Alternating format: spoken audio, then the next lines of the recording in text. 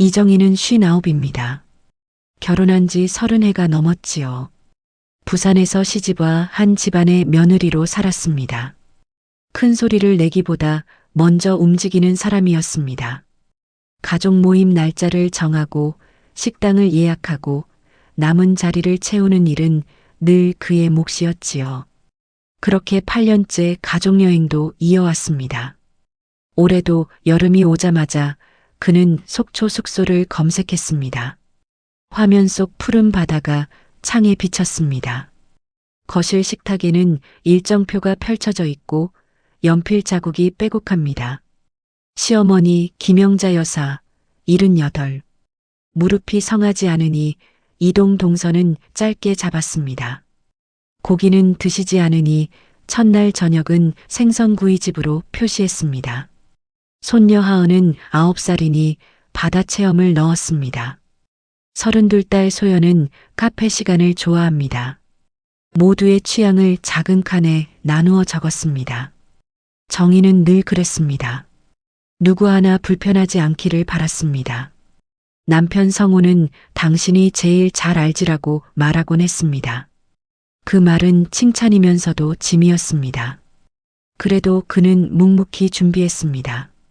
표정은 담담했지만 어깨는 조금 굳어 있었습니다.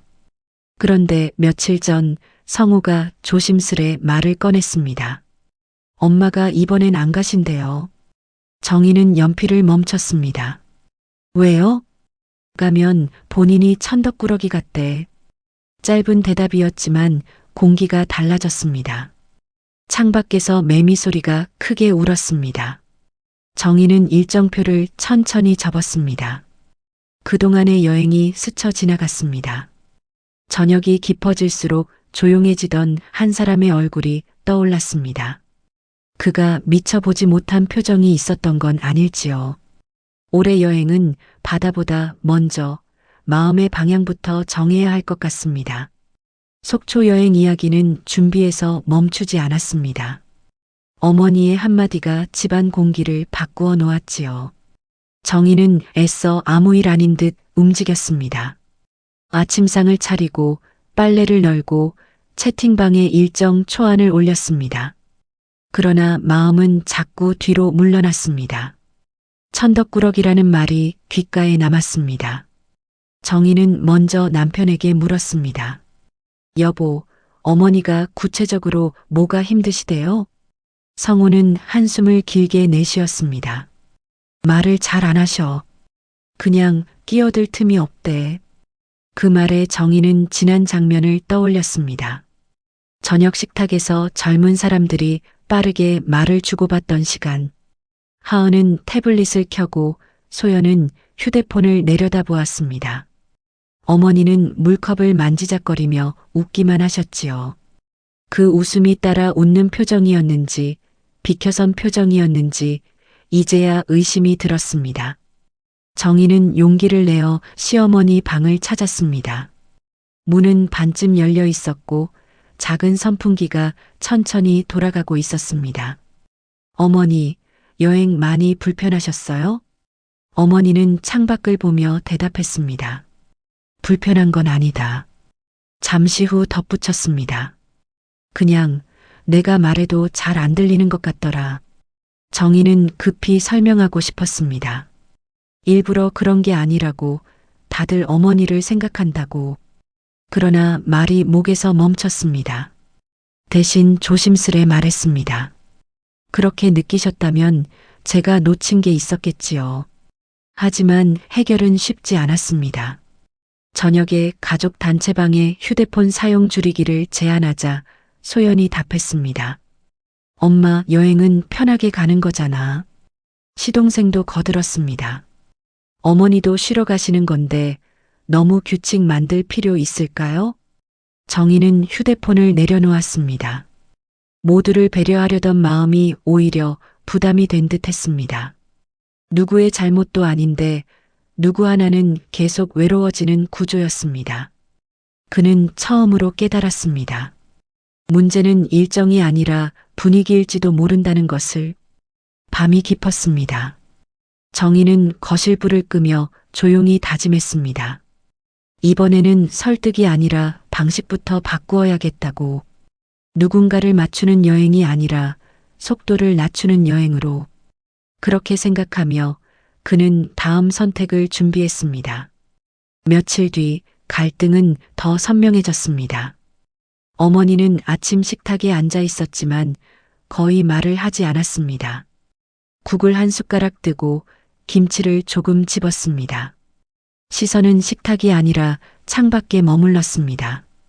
정희는 그 침묵이 더 크게 느껴졌습니다. 성우는 신문을 넘기며 말했습니다. 엄마, 그냥 편하게 생각하세요.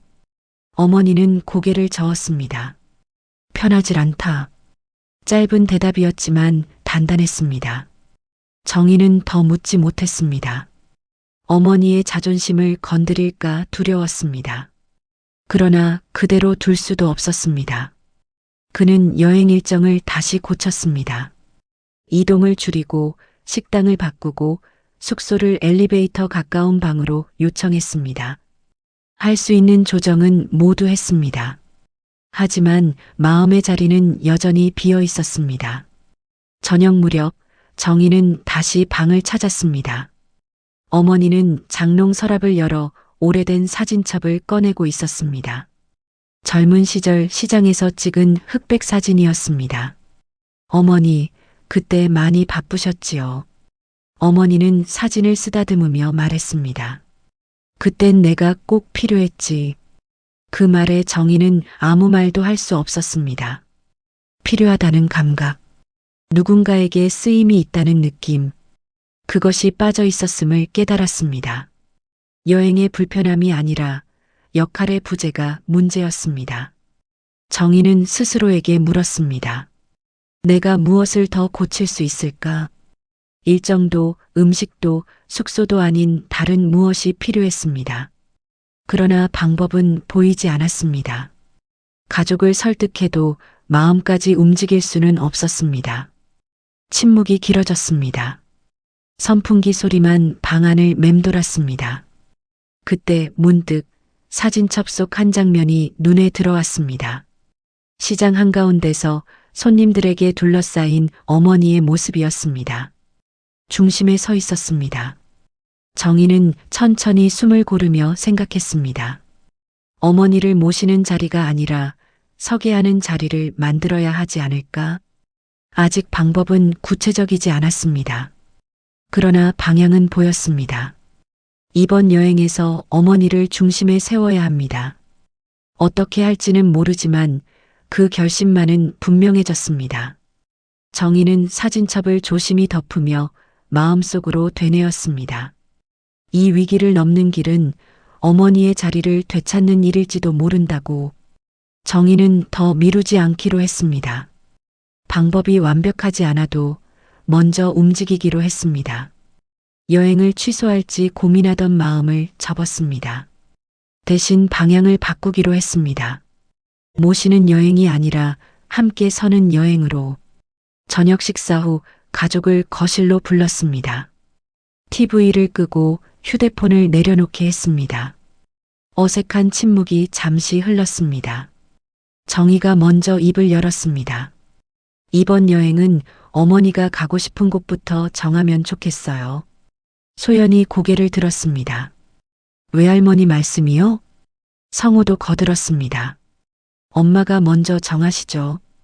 다음 날 정희는 어머니 옆에 앉았습니다. 어머니, 속초 가면 어디 가고 싶으세요? 어머니는 잠시 망설이다 말했습니다. 설악산은 한 번 더 보고 싶다.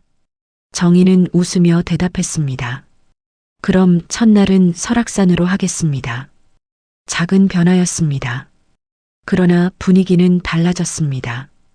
하은에게는 숙제를 하나 주었습니다. 할머니 젊을 때 이야기 인터뷰해 볼래? 아이는 눈을 반짝였습니다. 영상 찍어도 돼요? 어머니는 손사래를 치다가도 결국 웃었습니다. 며칠 사이에 집안 공기가 부드러워졌습니다. 성우는 일정표를 함께 보며 이동 시간을 줄이자고 했습니다. 소연은 저녁엔 다 같이 이야기하는 시간 만들자고 먼저 말했습니다. 큰 선언은 없었습니다. 다만 서로의 표정을 조금 더 살피게 되었습니다. 출발 전날 정희는 어머니 방 앞에서 잠시 멈췄습니다. 어머니, 이번엔 불편하시면 바로 말씀하세요. 어머니는 천천히 고개를 끄덕였습니다. 그래, 나도 가볼란다. 짧은 말이었지만 그 안에는 이전과 다른 온기가 있었습니다. 정희는 비로소 알았습니다. 관계는 한 번에 풀리지 않습니다. 그러나 자리를 내어주면 마음은 조금씩 돌아옵니다. 속초 바다는 아직 보이지 않았습니다. 하지만 집안에는 이미 작은 파도가 지나간 듯 고요한 변화가 있었습니다. 이번 여행은 예전과 다를 것이라는 예감이 들었습니다. 그리고 그 예감은 두려움이 아니라 기대에 가까웠습니다. 속초 바다는 잔잔했습니다. 파도 소리는 크지 않았지만 일정한 리듬으로 들려왔습니다. 첫날 일정은 설악산이었습니다. 케이블카에 오르기 전 어머니는 난간을 단단히 잡았습니다. 정희는 한 걸음 뒤에서 천천히 보조했습니다. 이번에는 재촉하지 않았습니다. 모두가 속도를 맞추었습니다. 정상에 도착했을 때 바람이 세게 불었습니다. 어머니의 머리카락이 흩날렸습니다. 하은이 휴대폰을 들고 다가왔습니다. 할머니, 지금 기분 어때요? 어머니는 잠시 숨을 고르다 말했습니다. 좋다. 다시 온 것 같아서.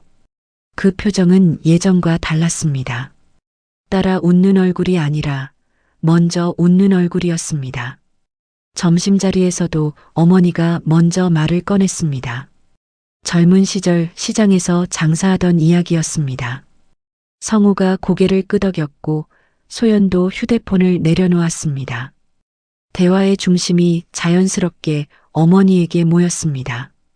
저녁에는 숙소 거실에 둥글게 앉았습니다. 정희는 일부러 말을 줄였습니다. 대신 묻고 들었습니다. 어머니는 하은의 손을 잡고 사진을 함께 보았습니다. 할머니, 다음에 또 올까요? 어머니는 웃으며 답했습니다. 그래, 내 다리 괜찮으면 또 오지. 정희는 그 말을 들으며 지난 시간을 떠올렸습니다. 바쁘게 준비만 하던 자신, 조용히 방으로 들어가던 어머니의 뒷모습, 그 사이에 놓여있던 작은 오해들. 완벽하지는 않았지만 이번에는 서로를 조금 더 보았습니다. 밤이 깊어갈 무렵 어머니가 조용히 말했습니다. 정희야, 고맙다. 정희는 잠시 눈을 감았다가 대답했습니다. 저도 몰라서 죄송했어요. 그 말로 충분했습니다. 사과도 감사도 크게 말할 필요는 없었습니다. 서로의 자리가 다시 보였기 때문입니다. 여행은 끝나가고 있었습니다. 그러나 이번에는 아쉬움이 남지 않았습니다. 각자의 속도는 여전히 다릅니다. 세대 차이도 사라지지 않습니다. 다만 그 차이를 인정하고 자리를 내어주면 함께 걸을 수 있다는 것을 알게 되었습니다. 돌아오는 길, 차창 밖으로 바다가 멀어졌습니다. 정희는 생각했습니다. 가족은 같은 곳을 보는 사람들이 아니라 같은 방향을 향해 천천히 걷는 사람들이라는 것을. 다음 여행이 언제가 될지 모르지만 그 길 위에는 이제 외로운 자리가 없을 것입니다.